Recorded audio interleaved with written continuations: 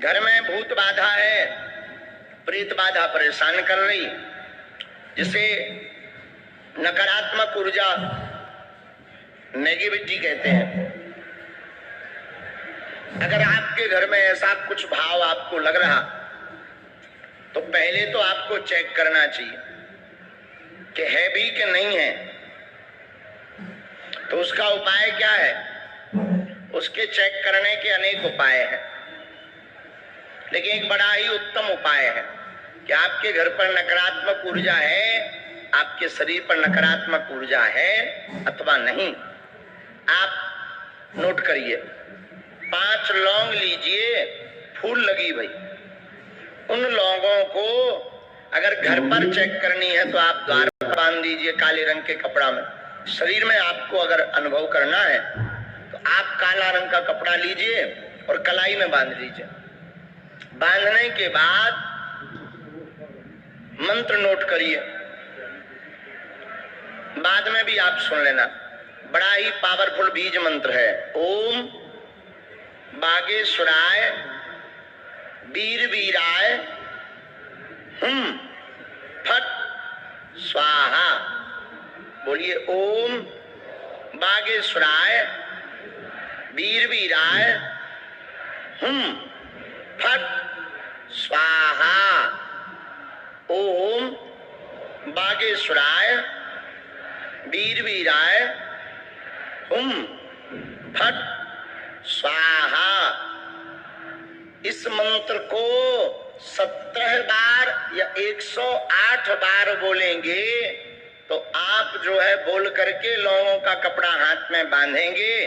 तो अगर हाथ में कोई नकारात्मक ऊर्जा होगी तो आपको बेचैनी होने लगेगी, घबराहट होने लगेगी, बहुत ज्यादा पसीना आना लगेगा, चाहे ठंडी हो चाहे जो हो, चाहे एसी में बैठे हो, पसीना आने लगेगा, शरीर में एकदम चींटी सी काटने लगेगी।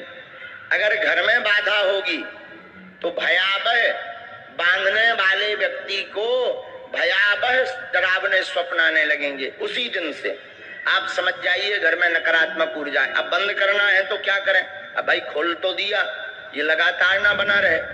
अब मोटर बंद करनी है तो क्या करना चाहिए?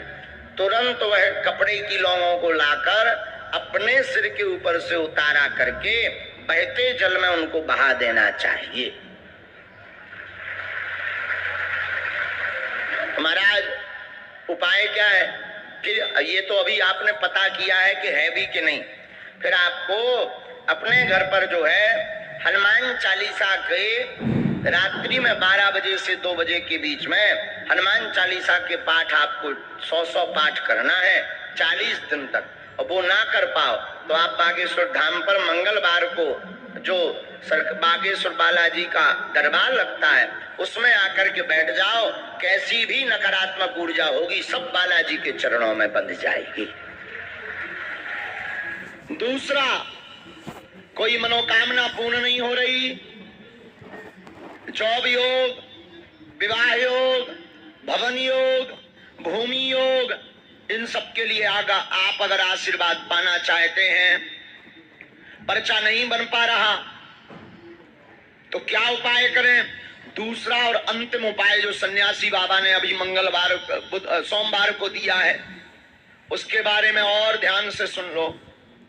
रामायण की एक चौपाई है, किष्किंधा कांड की चौपाई है, कवन सुकाज कठिन जग जो नहीं हो है तात तुम। इस चौपाई का पाठ आप मनोरथ पूर्ति के लिए भी कर सकते हैं। जो आपकी मनोकामना है उस कामना की पूर्ति के लिए भी इस चौपाई का पाठ 108 बार कर सकते हैं।